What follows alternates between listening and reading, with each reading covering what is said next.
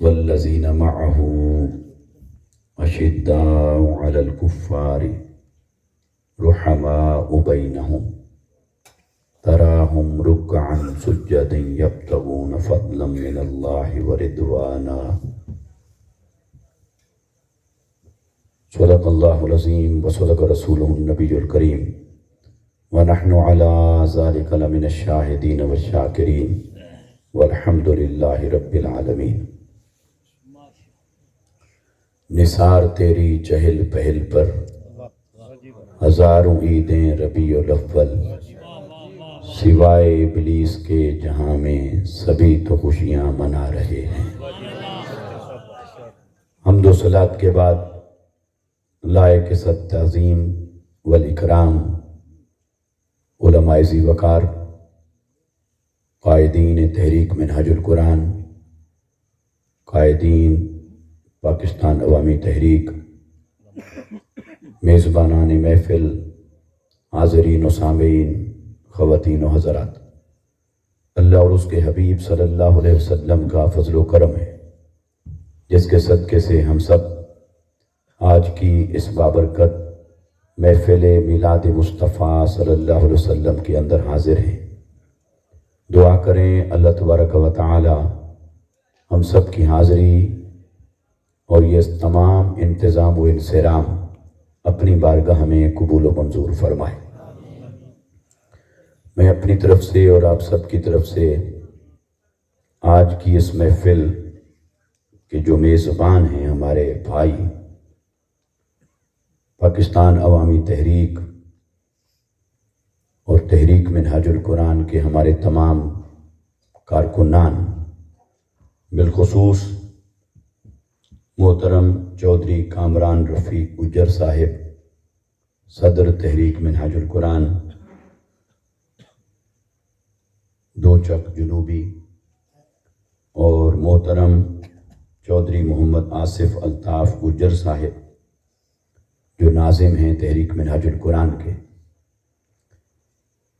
یہ کتنی خوشی کی بات ہے کہ ہمارے ان بھائیوں نے اپنی پوری ٹیم کے ساتھ مل کر تحریک منہاج القرآن کی مقامی ٹیم اور مقامی باڈی کے تعاون سے اتنی بڑی محفل کو سجایا ہے، اور یہاں پر ہمارے تحریک منہاج القرآن کے ڈسٹرکٹ منڈی بہودین کے قائدین اور تمام ورکرز بھی تشریف لائے۔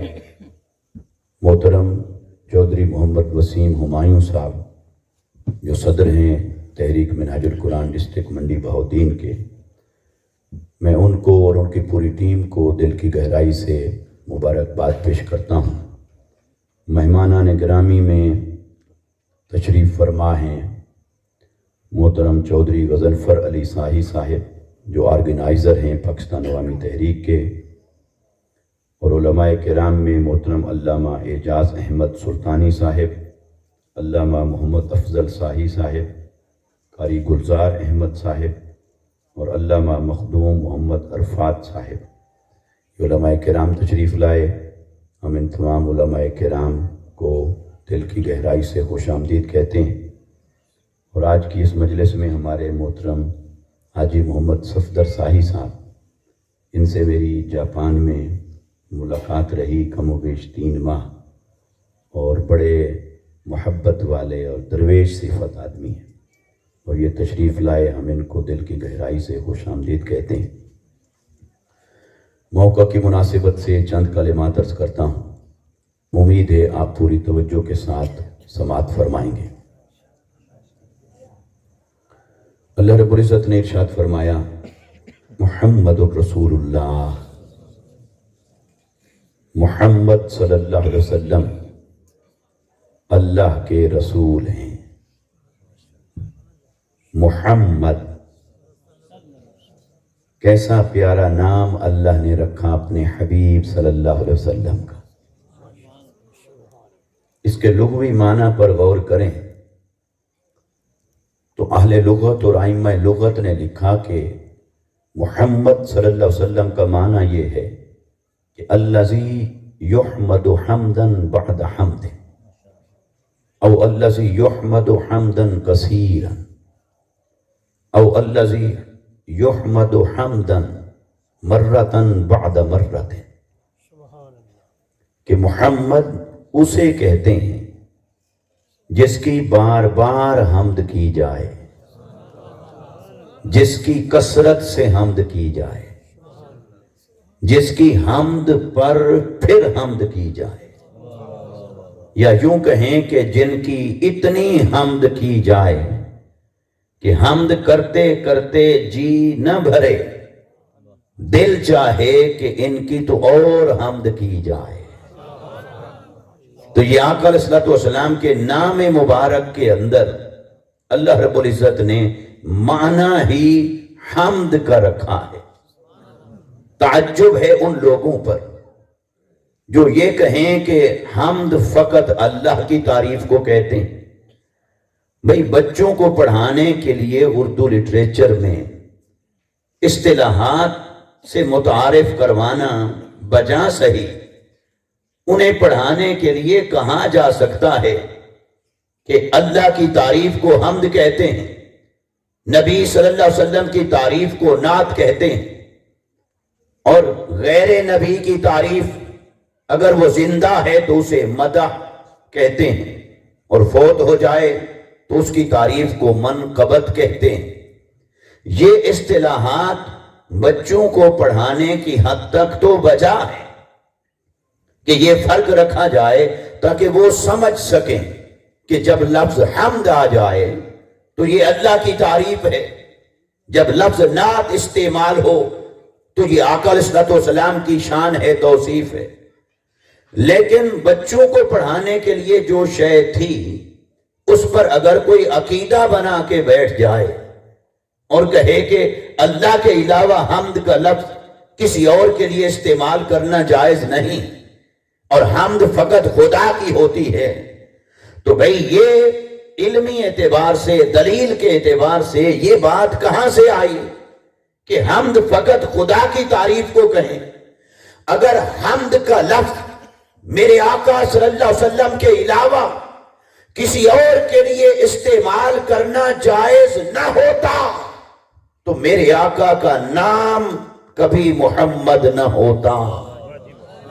یہ جو نام ہے اس نام کا معنی ہی یہی ہے، یہ بنا ہی حمد سے ہے، اس کا روٹ ورڈ اور مادہ وہ حمد ہے، جہاں سے اللہ رب العزت نے اپنے حبیب صلی اللہ علیہ وسلم کا نام مبارک اخذ فرمایا ہے۔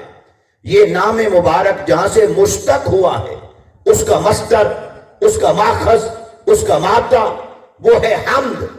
تو حمد کا معنی ہے تعریف، اور قربان جائیں جب اللہ نے قرآن کی ابتدا کرنا چاہی فرمایا الحمدللہ رب العالمین، حمد ہے اس خدا کے لیے جو تمام جہانوں کا رب ہے۔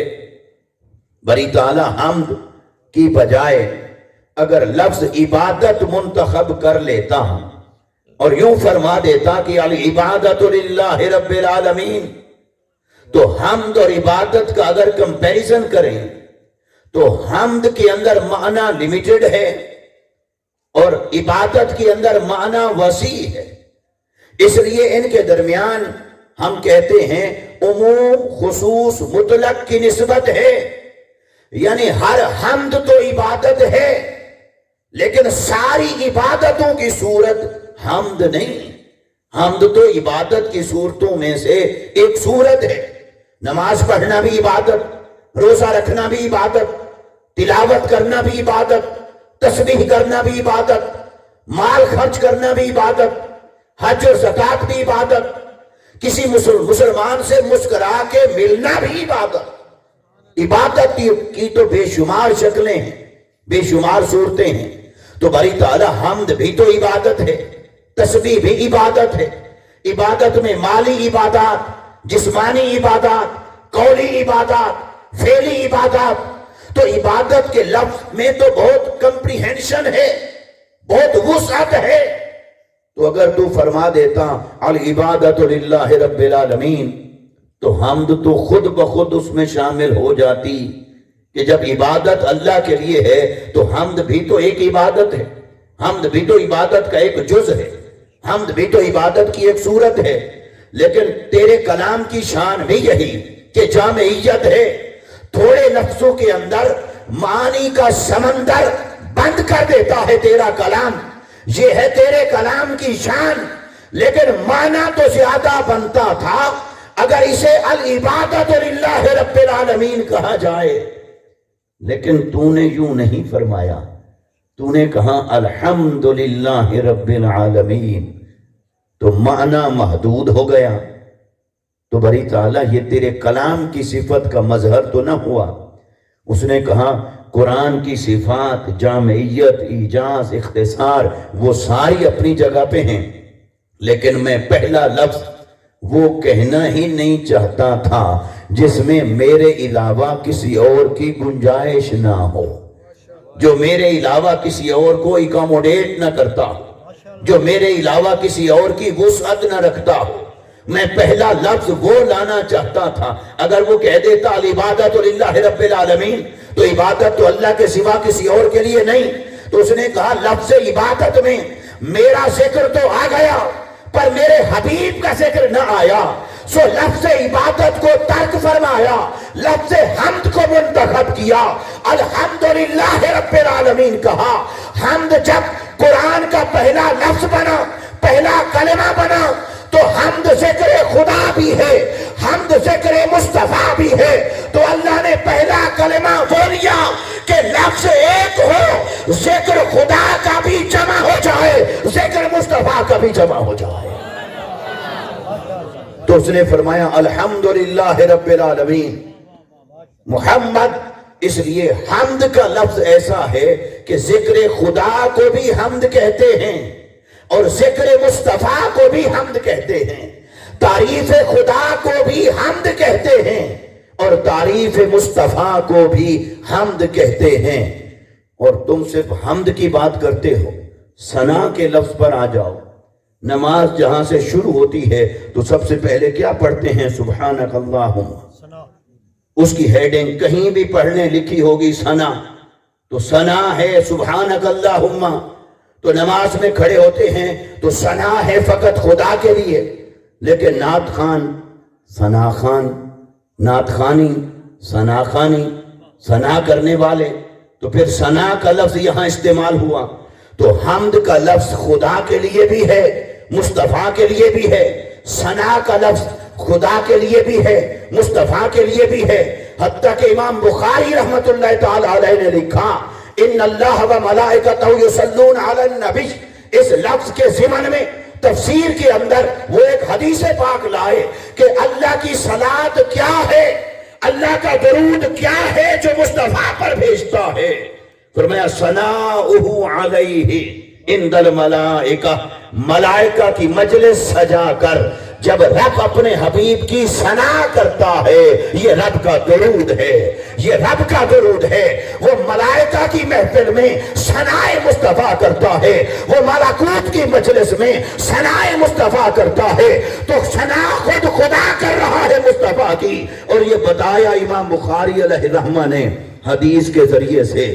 تو لفظ حمد، خدا کی تعریف بھی حمد میں، مصطفیٰ کی تعریف بھی حمد میں، خدا کی تعریف بھی ثنا میں، مصطفیٰ کی تعریف بھی ثنا میں۔ اللہ نے اپنی اور مصطفیٰ کی ذکر کے لیے لفظوں کا جدا جدا ہونا گوارا نہیں کیا۔ تو جو لفظوں کا جدا ہونا گوارا نہیں کرتا، وہ ذکر کا جدا ہونا کیسے گوارا کرے گا؟ اس لیے اس نے ذکر ایک لفظ میں جمع کر دیا۔ تو حمد ذکر مصطفیٰ کو بھی کہتے ہیں، تعریف مصطفیٰ، ثناء مصطفیٰ، شان مصطفیٰ، عظمت مصطفیٰ کا بیان، فضائل مصطفیٰ کا بیان، شمائل مصطفیٰ کا بیان، خصائل مصطفیٰ کا بیان، حسن مصطفیٰ کا بیان، صفت مصطفیٰ کا بیان، اخلاق مصطفیٰ کا بیان، سیرت مصطفیٰ کا بیان، آپ کے چہرے وضحا کا بیان، آپ کی زلف عنبری کا بیان، آپ کی چال ڈھال کا بیان، آپ کے انداز اور انداز چال کا نام۔ جہاں سے بھی ذکر مصطفیٰ ہو، ذکر مصطفیٰ حمد ہے اور ذکر خدا بھی حمد ہے۔ پھر حمد سے مفعول کے اعتبار سے بنتے ہیں دو صیغے، ایک ہے محمود اور ایک ہے محمد۔ محمود کا معنی ہے جس کی حمد کی گئی یا جس کی حمد کی جائے، اور محمد کا معنی ہے جس کی سب سے زیادہ حمد کی گئی، جس کی سب سے زیادہ حمد کی جائے، جس کی کثرت سے حمد کی جائے۔ محمود کے اندر ہے مجرد حمد کا معنی، اور محمد صلی اللہ علیہ وسلم اس لفظ کے اندر معنی ہے مبالغہ حمد، کثرت حمد، بے بہا حمد۔ محمد کیونکہ وہ محمود ہے مجرد کے صیغے سے اسم مفعول، اور محمد ہے مزید فی کے باب سے اسم مفعول۔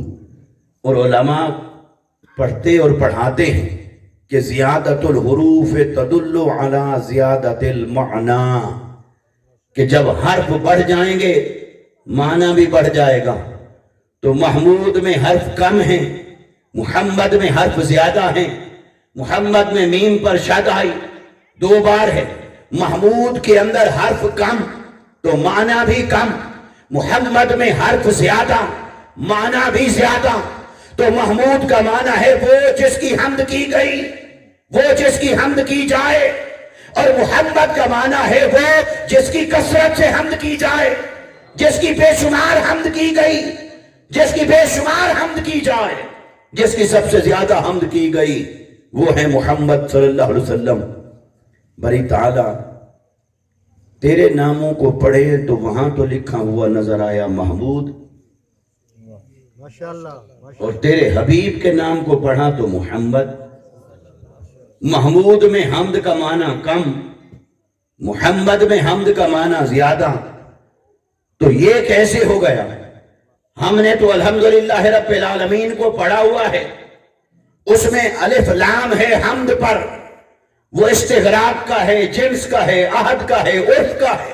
وہاں سے تو ترجمہ یہ حاصل ہوا کہ سب سے زیادہ حمد اللہ کے لیے، تمام حمد اللہ کے لیے، ساری حمد اللہ کے لیے، حمد کے تمام افراد اللہ کے لیے، حمد کی تمام جنس اللہ کے لیے۔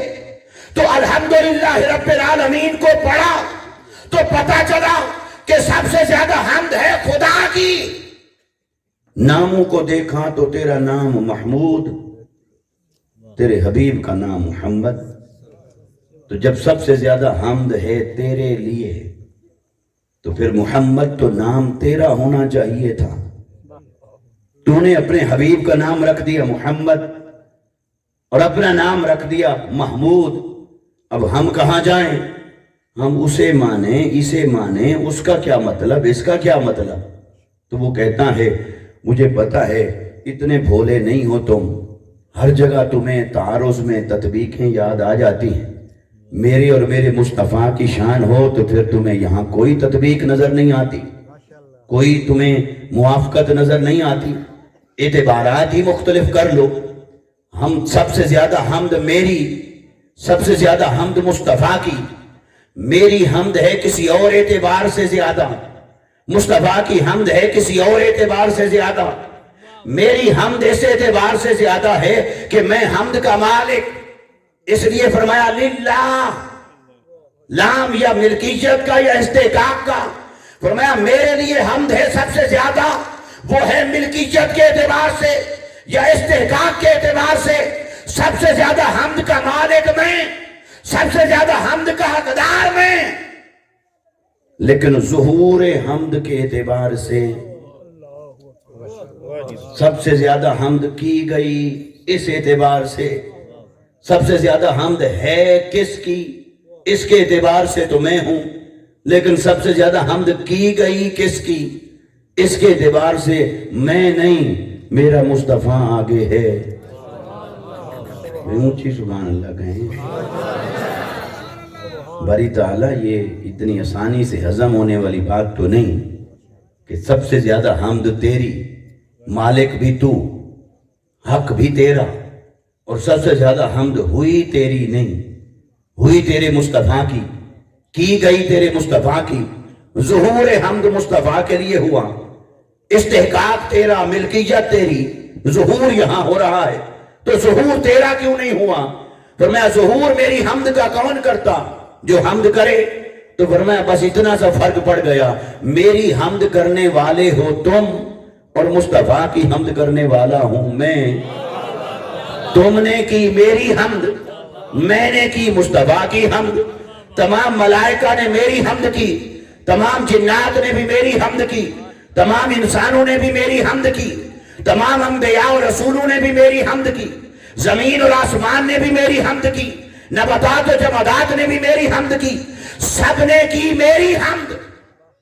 क्योंकि सबसे ज्यादा हमद का हकदार भी मैं, सबसे ज्यादा हमद का मालिक भी मैं, लेकिन मेरी हमद करने वाली है मखलूक।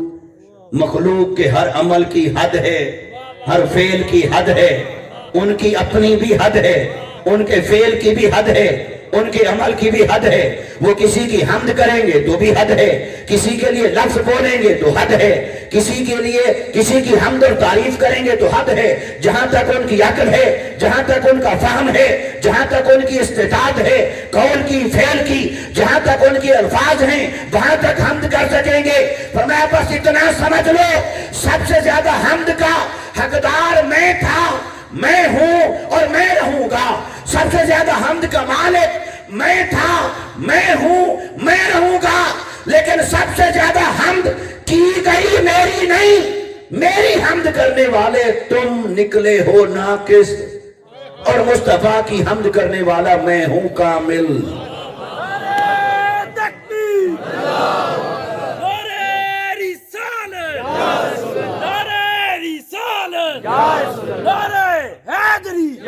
मुस्तफा की हमद करने वाला मैं हूं कामिल। फरमाता है कि एक तरफ तुम अपनी हमद को पलड़े में रखो, जो तुमने हमद की, सारी खल्क ने मिलकर जो मेरी हमद की, उसे एक पलड़े में रख लो। दूसरे पलड़े में मेरा एक लफ्ज ही रख लो। बोलो तुम्हारी तौहीद क्या कहती है मेरी बराबरी? मेरे फेल के साथ किसी का फेल है बराबर? मेरे अमल के साथ किसी का अमल है बराबर? मैं किसी की हमद करूं उसका दर्जा ज्यादा है, या तुम किसी की हमद करो उसका दर्जा ज्यादा है? तुमने हमद की मेरी और तुमने की अपनी बसात के मुताबिक, मैंने हमद की मुस्तफा की, और यूं तो मैंने पूरा कुरान ही मुस्तफा की हमद से भर दिया है। लेकिन अगर हर सतर में, हर आयत में, हर रुकू में, हर पारे में, हर सूरत में अगर मैं तारीफ मुस्तफा ना भी करता, जब मैंने वद्दुहा कहकर चेहरा मुस्तफा की तारीफ की, मेरा ये एक कलमा भारी है तुम्हारी जिंदगी भर के हमद करने पर। तुमने की मेरी हमद, मैंने की मुस्तफा की हमद। अब तौहीद वालों से जाकर पूछो कि किसके फेल को आगे रखना है, किसके फेल को पीछे रखना है। और फिर एक ये फर्क देखिए, उसकी हमद कब से हो रही है और कब तक होती रहेगी। तो उसकी हमद कब से शुरू हुई? जब से उसकी हमद करने वाले पैदा किए गए, पैदा हुए तो उसकी हमद शुरू हुई। उससे पहले क्या था? हमद का हकदार भी वही था, हमद का मालिक भी वही था, लेकिन उसकी हमद हो नहीं रही थी, उसकी हमद की नहीं जा रही थी, क्योंकि उसकी हमद करने वाला कोई नहीं था, उसकी हमद करने वाले अभी पैदा नहीं हुए थे। लेकिन चूंकि वो तो था, वो तो असली और अपनी शान का मालिक, लिहाजा जब वो था तो उसकी जात भी कदीम, उसकी सिफत भी कदीम, उसका फेल भी कदीम। तो जब वो था तो मुस्तफा की हमद करने वाला था, और मुस्तफा की हमद तब भी हो रही थी। तो उसने कहा सीखो, फिर ये फर्क देखो, मैं हमद का हकदार बजा सही, हमद का मालिक ये भी हक है, लेकिन मेरी हमद करने वाले जब नहीं थे और मेरी हमद नहीं हो रही थी, मेरी हमद नहीं की जा रही थी, लेकिन मुस्तफा की हमद तो तब भी हो रही थी, इसलिए कि तुम नहीं थे, मैं था और मैं मुस्तफा की हमद कर रहा था। तो सुनो, मेरी हमद नहीं हो रही थी, मुस्तफा की हमद तब भी हो रही थी। और उसकी हमद कब तक होती रहेगी? جب تک اس کی حمد کرنے والوں کا وجود ہے، اور کل من علیہا فان ویبقى وجہ ربک ذو الجلال والاکرام، ایک وقت آئے گا جب ہر ایک پر آئے گی فنا، تو جب ہر ایک پر فنا ہوگی، حمد کا حقدار تب بھی وہی، حمد کا مالک تب بھی وہی، لیکن اس کی حمد ہو نہیں رہی ہوگی کیونکہ اس کی حمد کرنے والے رہے نہیں، لیکن وہ ہوگا، مصطفیٰ کی حمد کرنے والا ہوگا تو مصطفیٰ کی حمد تب بھی جاری و ساری ہوگی۔ تو اس نے کہا سنو، حمد کا حقدار اور مالک، استحقاق اور ملکیت یہ تو ہے میرے اعتبار سے، اس میں کثرت حمد میری، مبالغہ حمد میرا، ملکیت کے اعتبار سے، استحقاق کے اعتبار سے، لیکن ظہور حمد کے اعتبار سے سنو، حمد کا مالک اور حقدار تو میں، لیکن میری حمد اتنا نہیں کی گئی جتنا میرے مصطفیٰ کی حمد کی گئی۔ سنو، میں اپنا نام محمود رکھتا ہوں، مصطفیٰ کا نام محمد رکھتا ہوں۔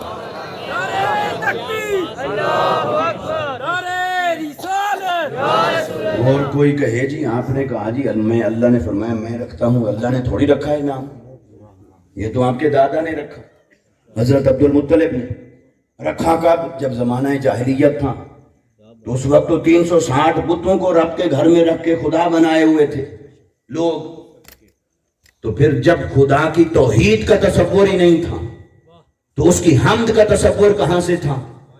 کس کو خبر تھی کہ حمد خدا کی ہے یا کسی اور کی ہو سکتی ہے؟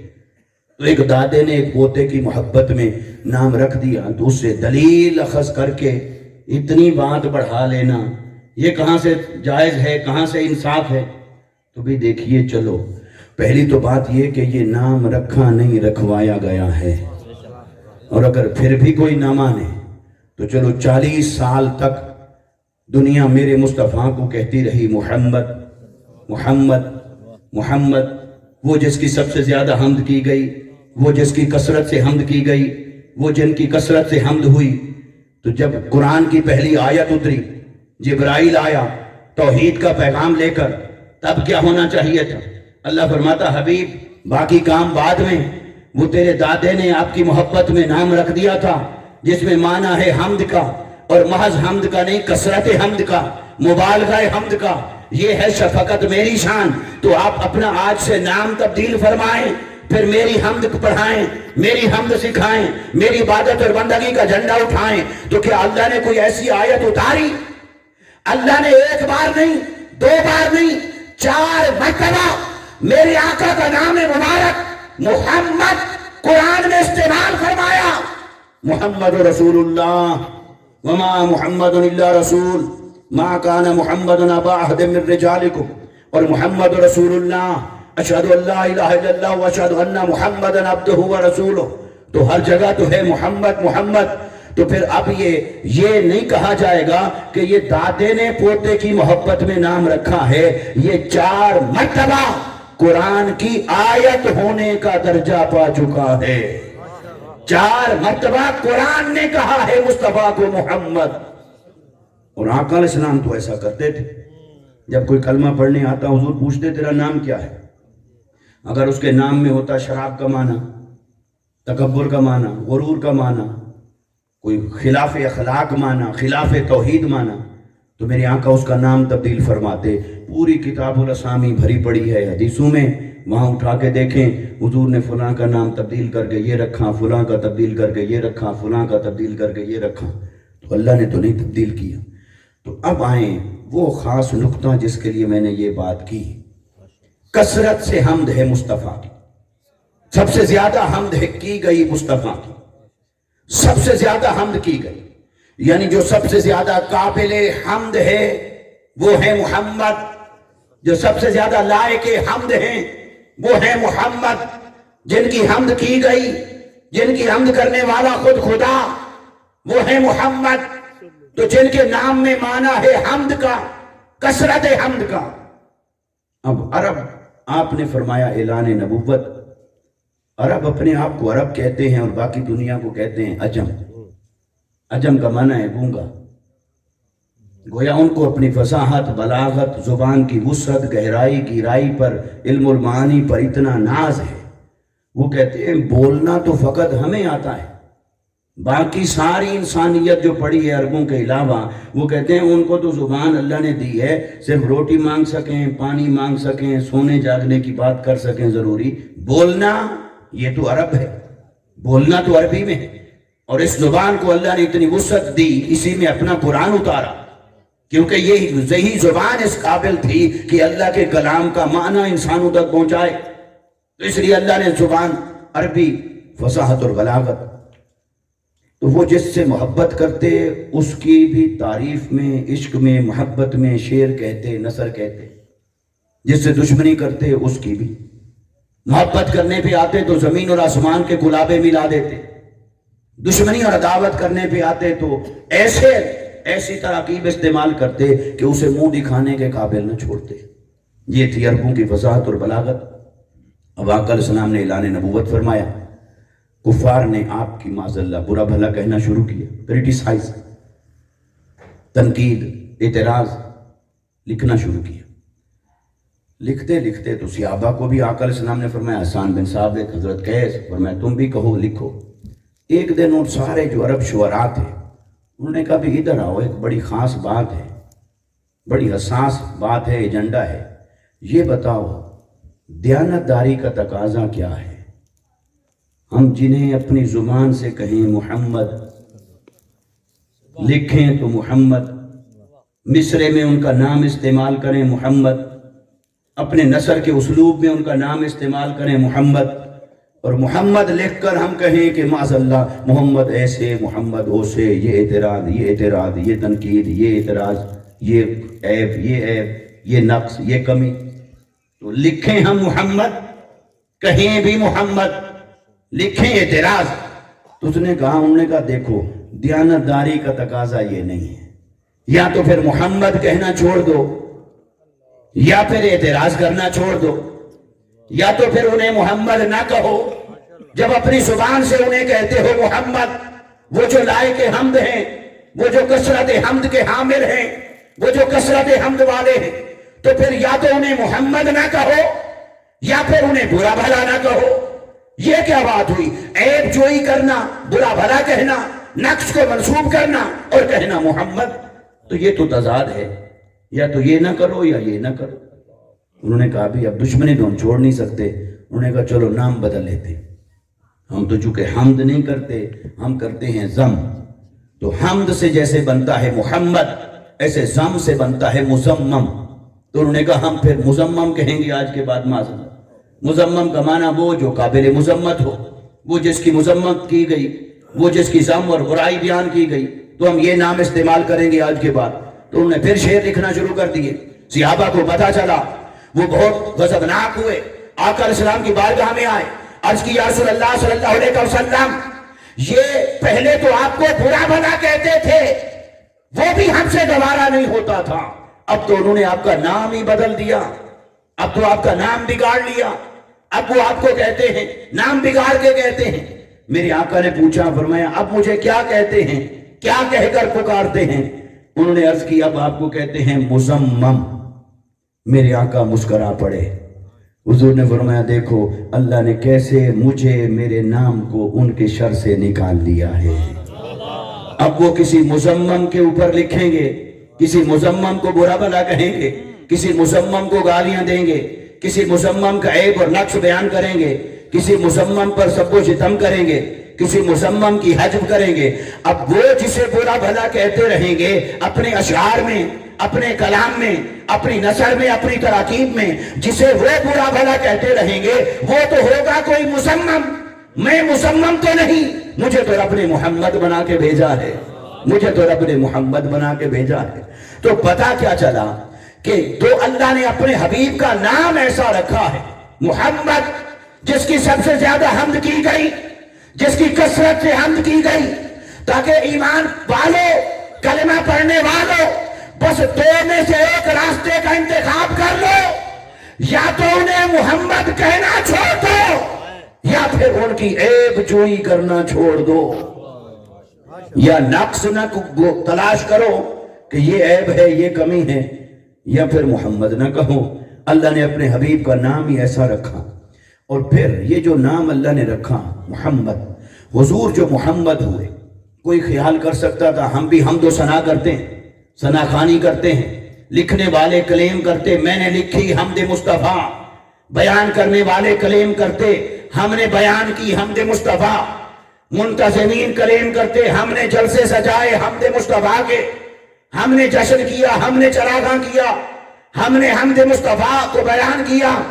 تو اللہ نے فرمایا سنو، میرا مصطفیٰ تمہارے حمد کرنے سے محمد نہیں بنا، تمہارے حمد کرنے سے تو فقط محمود ہو سکتا ہے کوئی، تمہارے حمد کرنے سے کوئی محمد ہو ہی نہیں سکتا۔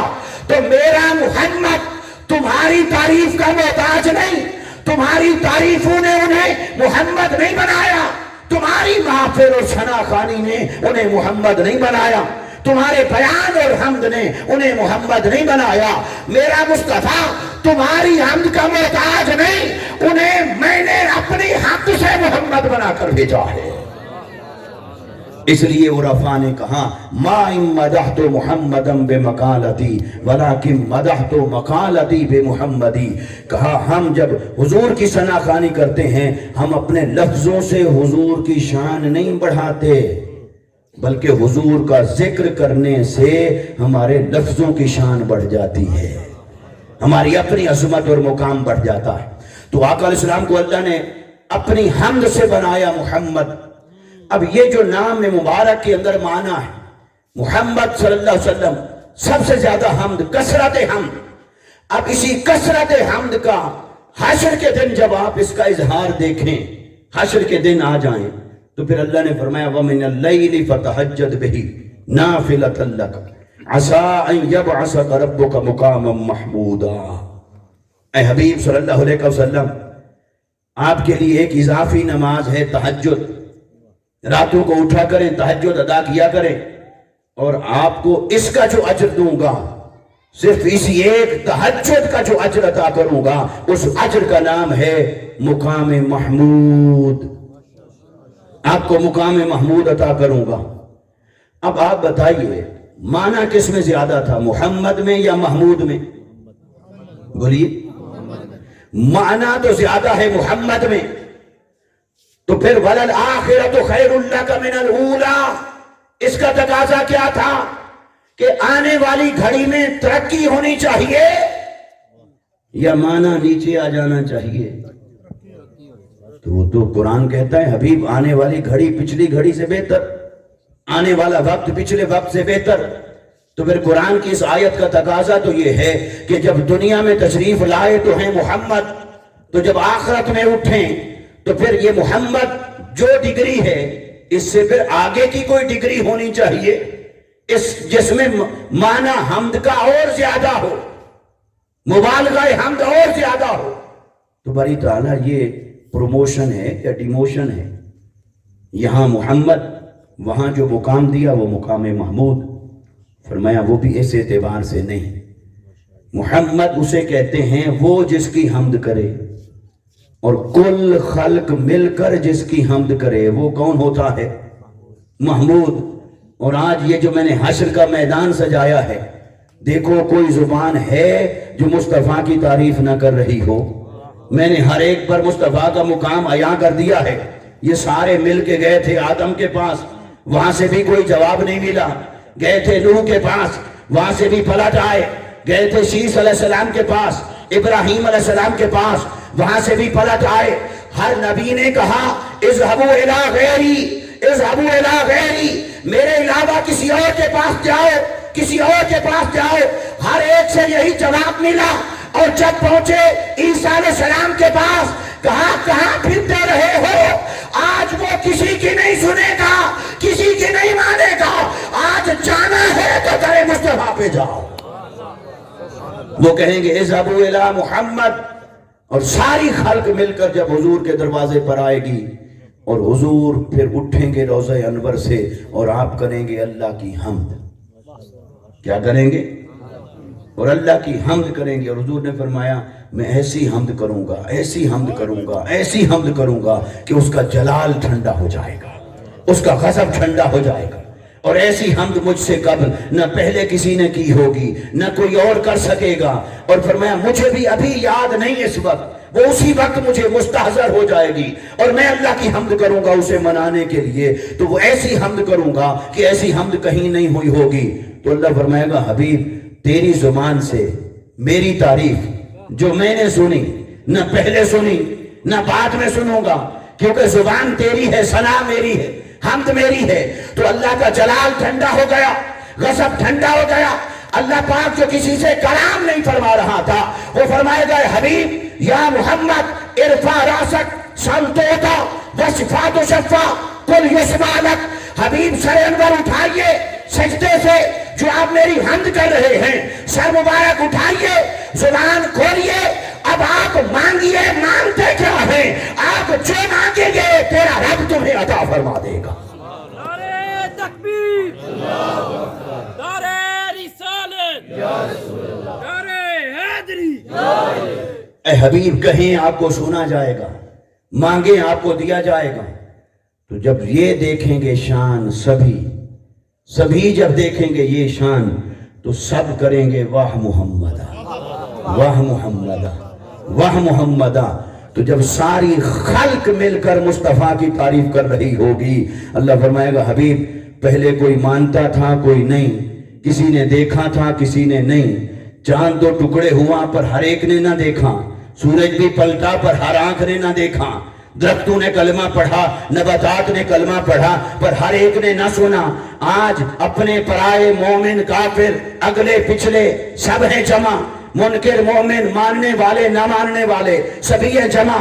اور آج تو انبیاء بھی ہیں رسول بھی ہیں، ہر ایک کو پتہ چل گیا کہ رب نے مصطفیٰ کو کیا مقام عطا فرمایا ہے، مصطفیٰ کا مقام کیا ہے، مصطفیٰ کی عظمت کیا ہے، مصطفیٰ کی محبوبیت کیا ہے رب کی بارگاہ میں. حبیب آج ساری خلق مل کر تیری حمد کر رہی ہے، اور کل خلق مل کر جس کی حمد کرے اسے کہتے ہیں محمود.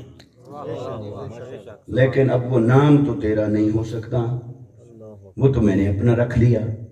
تو نام تو اپنا رکھ لیا ہے لیکن نام میرا محمود ہے، مقام تیرا محمود کر رہا. میرا نام محمود ہے، تیرا مقام محمود ہے. اور مقام کسے کہتے ہیں؟ مقام کا معنی ہے کھڑے ہونے کی جگہ، بیٹھنے کی جگہ، کھڑے ہونے کی جگہ. تو مقام محمود کا معنی کیا ہوا؟ محمود کی جگہ. میں حبیب جو جگہ آج میرے لیے ہے میری، رہے گی میری، پر بیٹھوں گا میں نہیں، کیونکہ میری شان نہ بیٹھنا ہے نہ کھڑے ہونا ہے نہ اٹھنا ہے نہ منتقل ہونا ہے نہ کہیں سمٹنا ہے نہ ایک جگہ مقید ہونا ہے. یہ تو میری شان ہے ہی نہیں. تو باری تعالیٰ پھر یہ کرسی تو نے بنائی کیوں، متعارف کیوں کروائی؟ تو نے کہا کرسی بنائی ہے، عرش بنایا ہے، حساب ہوگا، یہ ساری ٹرمینالوجی یہ سب کیا ہے؟ فرمایا حبیب کرسی بھی بنائی.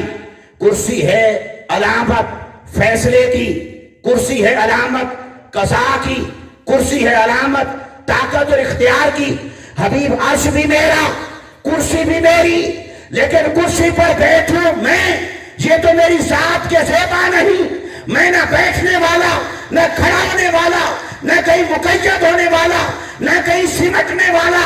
حبیب بنائی ضرور تھی پر یہ سمجھتے رہے میری ہے، میری بٹھاؤں گا تجھے.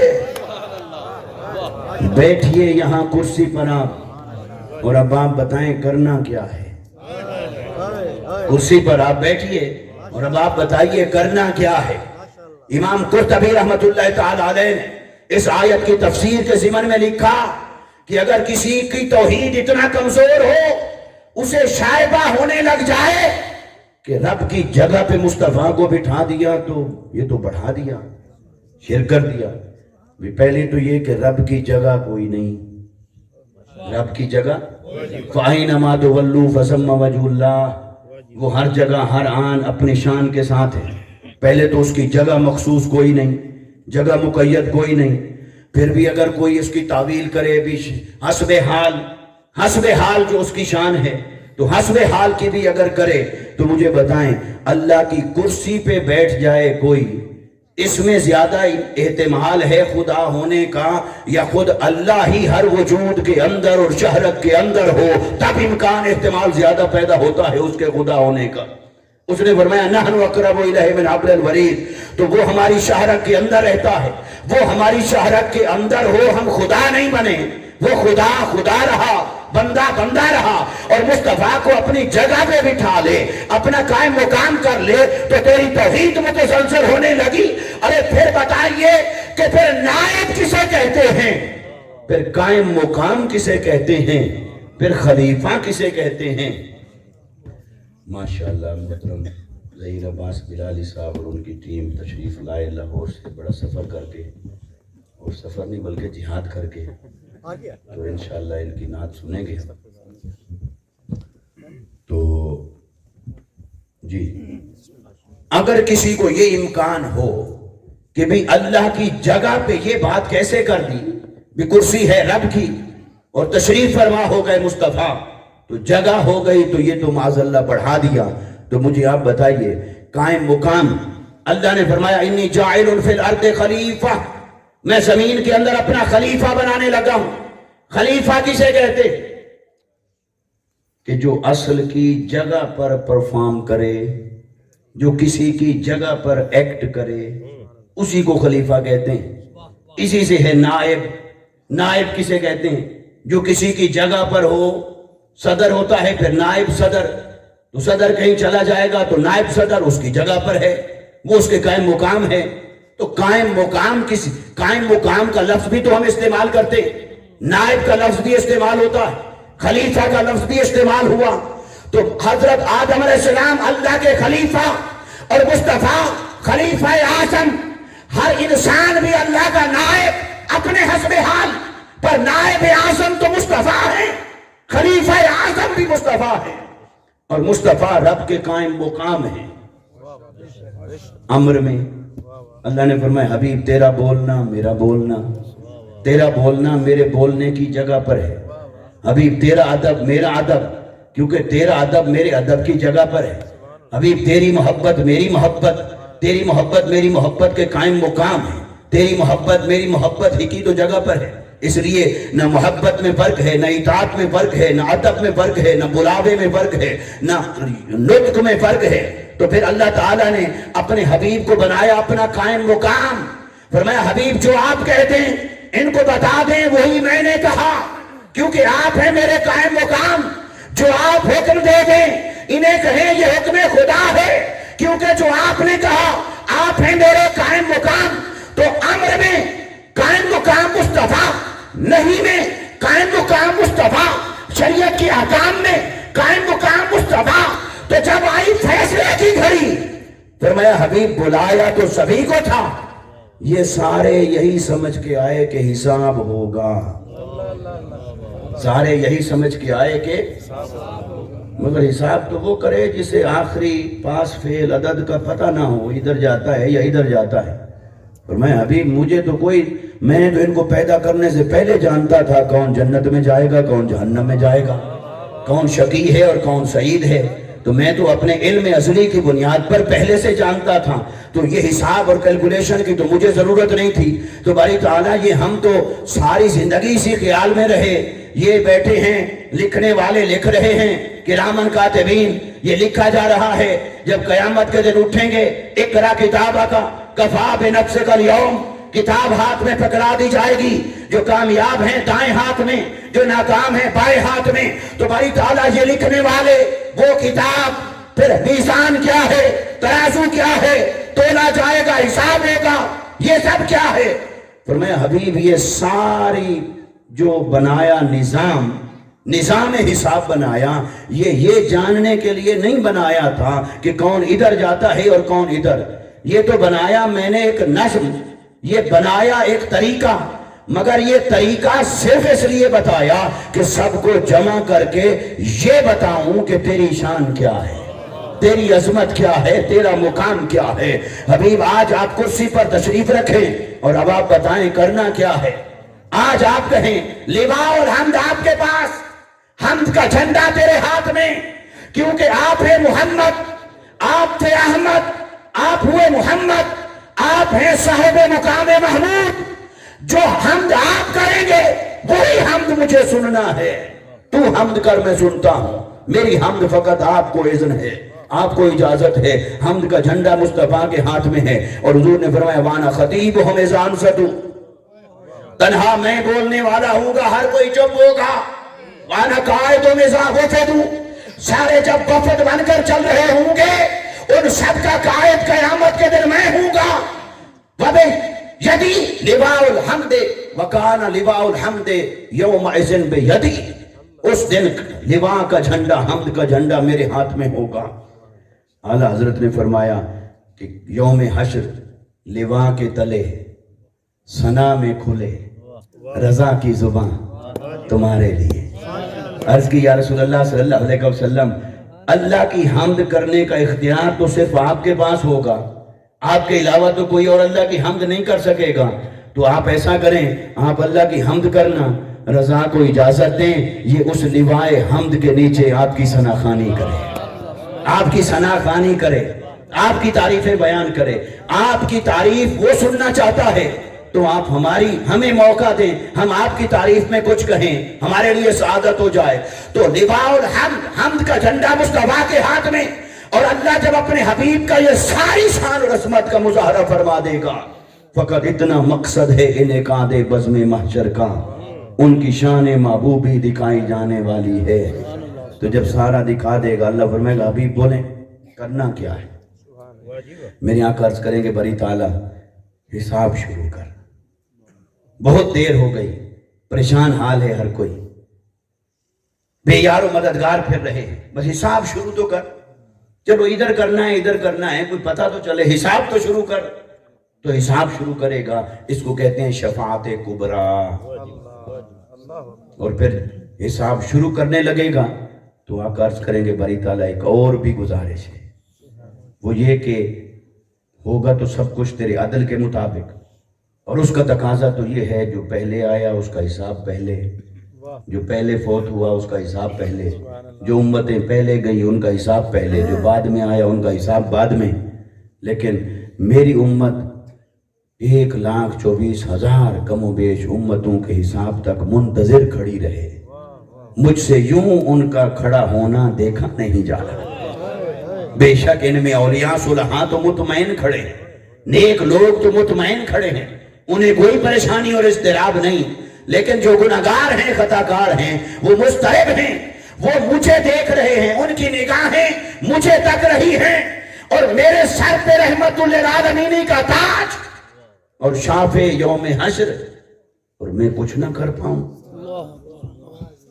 تو حبیب کیا کرنا ہے؟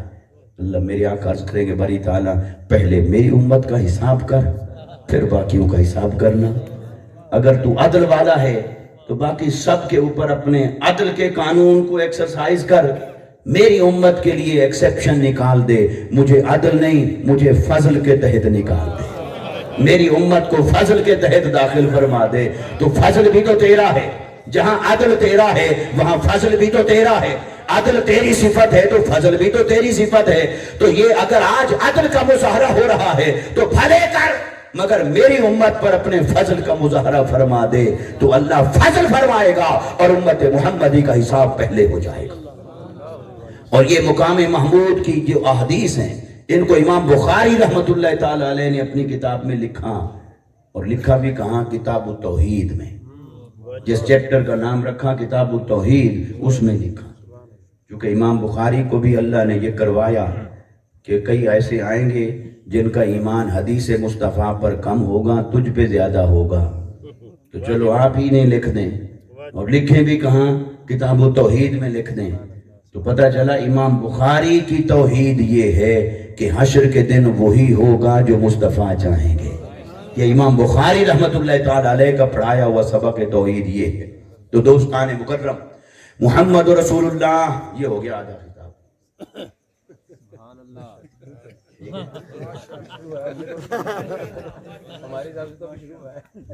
چونکہ وہ ہم نے مدرے میں خطاب کیا، یہی آیت پڑھی، وہ پھر وہاں تقاضے مختلف تھے، بس آیت کے ترجمے تک ہی پہنچے، باقی ہم ادھر ادھر پھرتے رہے۔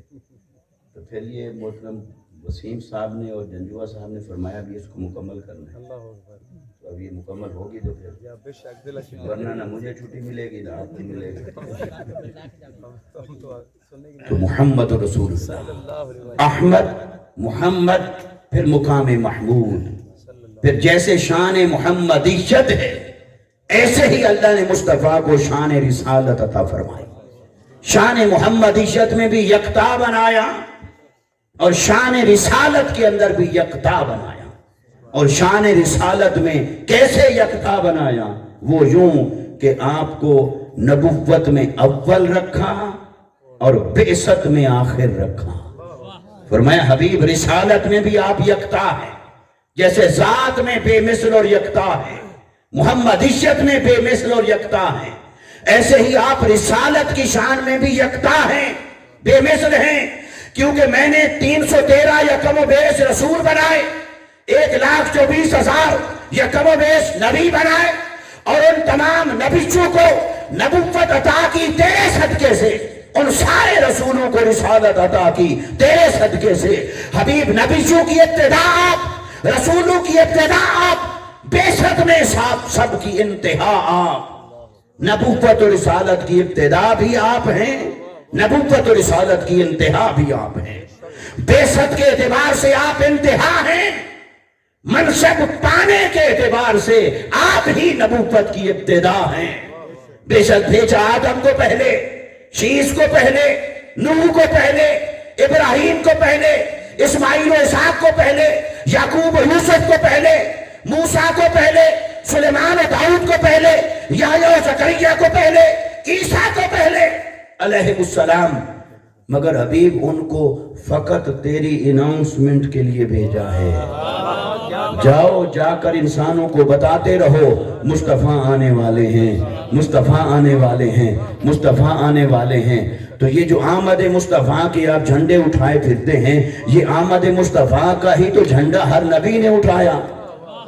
ہر نبی نے یہ جھنڈا اٹھایا آمد مصطفیٰ کا کہ مصطفیٰ آ رہے ہیں۔ بس فرق صرف اتنا ہے، وہ کہتے رہے آنے والے ہیں، ہم نے کہا آ گئے ہیں، مصطفیٰ آ گئے ہیں۔ یہ ان کا نصیب کہ وہ فقط مبشرم برسول یاتی من بعدی اسمہ احمد، وہ صرف بشارت دیتے رہے میرے بعد آ رہے ہیں، آنے والے ہیں، آنے والے ہیں۔ ارے سوچئے 1,24,000 انبیاء کی امتیں آمد مصطفیٰ کے لیے ترستے رہے، ہمیں رب نے آمد مصطفیٰ سے متصف فرما دیا ہے، مستفیض فرما دیا ہے۔ وہ ترستے رہے، وہ ترستے رہے اور کہتے، وہ ترستے رہے اور کہتے رہے کہ آنے والے ہیں، آنے والے ہیں۔ ہر آنکھ منتظر، ہر زبان منتظر، ہر زبان مبشر، انتظار میں زمانہ سج رہا تھا، کائنات صبر رہی تھی، انبیاء آ کر انسانوں کا ذہن اس قابل بنا رہے تھے کہ مصطفیٰ کی آوری کا، تشریف آوری کا ماحول بن جائے۔ تو جب سٹیج سج گیا، حضور کی آمد کا ماحول بن گیا، اللہ نے فرمایا حبیب وہ سارے کہتے رہے آنے والے ہیں، اب اگلا جھنڈا تیری امت کے غلاموں کے ہاتھ میں پکڑاتا ہوں، وہ جشن مناتے رہیں گے مصطفیٰ آ گئے ہیں، مصطفیٰ آ گئے ہیں، مصطفیٰ آ گئے ہیں۔ اور اس آ گئے ہیں پر بھی اب کوئی کسی کا دل تنگ ہو جائے، وہ کہے کیوں کہتے ہو آ گئے؟ بھئی جن کی طرف آئے ہیں وہ تو جشن منائیں گے، اگر تم نہیں سمجھتے تو نہ مناؤ۔ جس کا کوئی اپنا آتا ہے وہی جھنڈے اٹھا کے جاتا ہے، دوسروں کے لیے تو کوئی نہیں جاتا ہے۔ رب نے بھیجا تو عالمین کی طرف ہے، مگر اس نے احسان صرف مومنین پر جتلایا ہے کہ جو اپنے ہیں، قدر والے ہیں، وہی جھنڈا اٹھائیں کہ مصطفیٰ آ گئے۔ تو اس لیے رسالت میں، نبوت دینے میں اول، نبوت عطا کرنے میں اول بنایا مصطفیٰ کو، لیکن اظہار میں، اعلان میں، بعثت میں آخر رکھا۔ تو وہ ایک حدیث مبارک عرض کرتا ہوں، پھر زیادہ امتحان نہیں لیتا آپ کا۔ ایک صحابی کھڑے ہوئے، عرض کی یا رسول اللہ صلی اللہ علیہ وسلم متی وجبت لک النبوہ، یا رسول اللہ صلی اللہ علیہ وسلم یہ بتائیں اللہ نے آپ کو کب نبی بنایا، آپ کی نبوت کی ابتدا کیا ہے؟ اللہ نے کب آپ کے سر انور پر نبوت کا تاج سجایا؟ آپ کب سے نبی ہیں؟ یہ سوال پوچھا آقا علیہ السلام کی بارگاہ میں. تو پہلے تو اس سوال پر سوال ہے. پوچھا کیوں؟ کب کا سارا منظر تو ان کے سامنے تھا کہ 40 سال ہمارے درمیان حضور تھے، کبھی نہیں کہا تھا میں اللہ کا رسول ہوں. جبرائیل آیا، وحی آئی. تو آج کہہ رہے ہیں تو آج سے ہیں. تو دیکھیں آپ کے سامنے جلسہ ہو رہا ہے. آپ بھی صبح اٹھ کر پوچھیں گے کہ جی بتائیں جلسہ کب ہوا؟ آپ میں سے کوئی پوچھے گا کہ بلالی صاحب کب آئے؟ خطاب کے دوران آئے، پہلے آئے، بعد میں آئے، میں نے کب چھوڑا، کتنا بدلہ لیا، کتنا نہیں لیا؟ یہ بتائیں. یہ آپ کو بھی کسی اور سے پوچھنا پڑے گا جی؟ کیوں؟ جس کی آنکھ کے سامنے ہو اسے یہ حق نہیں کہ پوچھے کہ کب. اس کے تو سامنے ہوا. تو صحابی تو اسی معاشرے کا فرد ہے. تو حضور نے 40 سال کے بعد اعلان نبوت فرمایا. کیوں پوچھ رہا ہے اللہ نے آپ کو کب نبی بنایا؟ صحابی کے اندر وجدان تھا. وہ وجدان جستجو میں تھا. وہ جستجو یہ تھی کہ یا رسول اللہ صلی اللہ علیہ وسلم 40 سال بعد تو آپ نے ہمیں بتایا کہ میں نبی ہوں، لیکن یہ تو بتائیں کہ آپ نبی ہیں کب سے؟ اللہ نے آپ کو کب نبی بنایا؟ نبوت کا تاج آپ کو کب عطا فرمایا؟ نبوت کی شان سے کب متصف فرمایا؟ چلو اگر اس سے استدلال سے کوئی اتفاق نہ کرے تو حضور نے جو جواب دیا وہ کب کا جواب حضور نے کیا دیا؟ کیا حضور نے یہ فرمایا کیسی بات کر رہے ہو، پتہ نہیں کل میں بیٹھا تھا غار حرا میں، جبرائیل آیا تو میں نے وہی سنائی.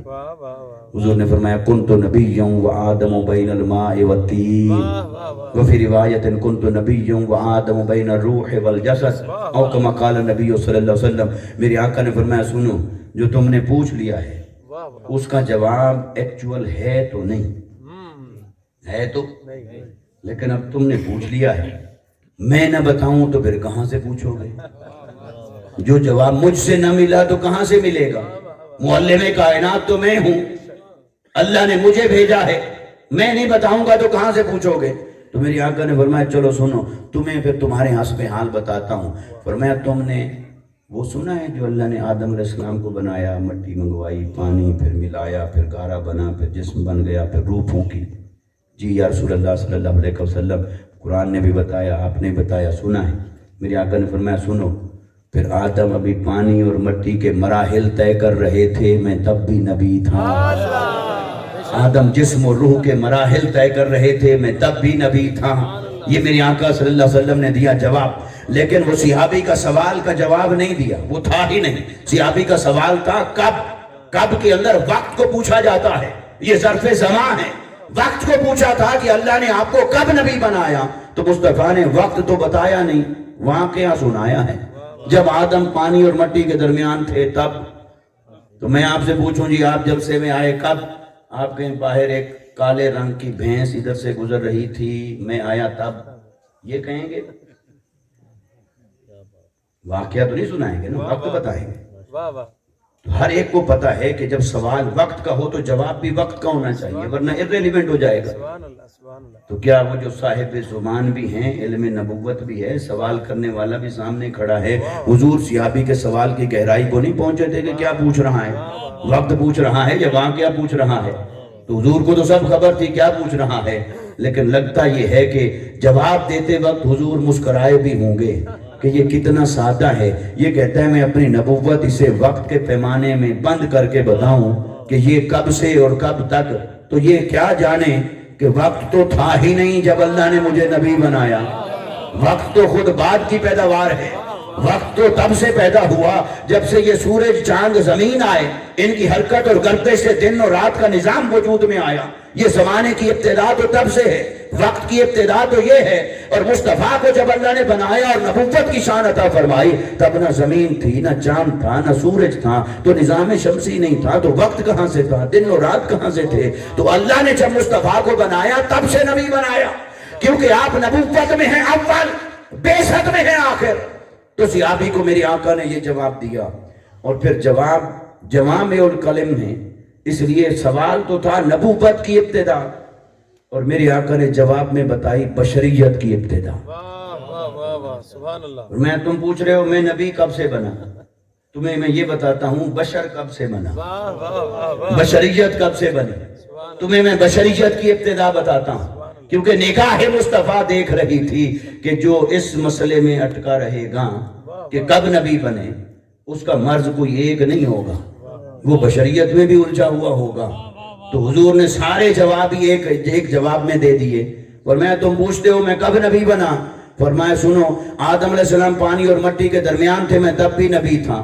گویا بشریت کی ابتدا تو ہے آدم، پہلا پیکر بشر تو حضرت آدم، اور میرے آقا کیا فرما رہے ہیں؟ فرمایا وہ پانی اور مٹی میں تھے اور میں شان نبوت کے ساتھ بڑا جوان تھا۔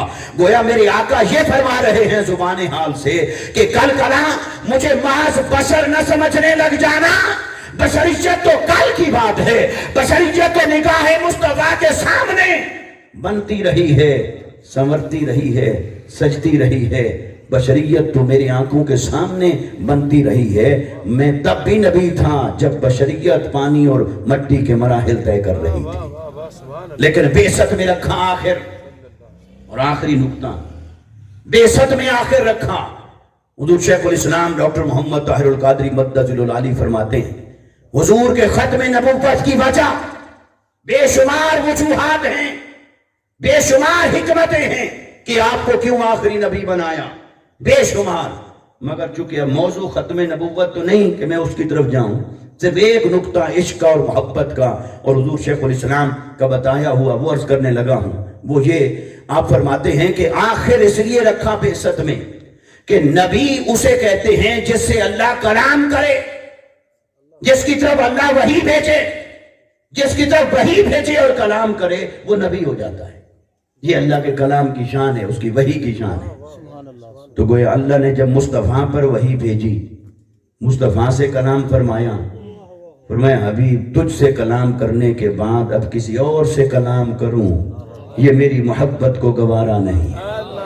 اور وحی کہتے ہیں راز و نیاز سے باتیں کرنا، وحی کے اندر جو ہے وہ خفیہ بات کرنے کا معنی ہے، راز و نیاز سے کلام کرنے کا معنی ہے۔ فرمایا حبیب جب تجھ سے راز و نیاز کر لیے اب کسی اور سے بھی پھر راز و نیاز کرتا رہوں یہ میری محبت کو گوارا نہیں۔ تجھ سے کلام کرنے کے بعد کسی اور کو کلام کروں یہ میری محبت کو گوارا نہیں۔ تیری طرف قاصد بھیجا جبرائیل کو، اب پھر میرا قاصد کسی اور کی طرف جا رہا ہو، پھر میں اس سے اظہار محبت کروں، اس کی عظمت اور فضائل کو بیان کروں؟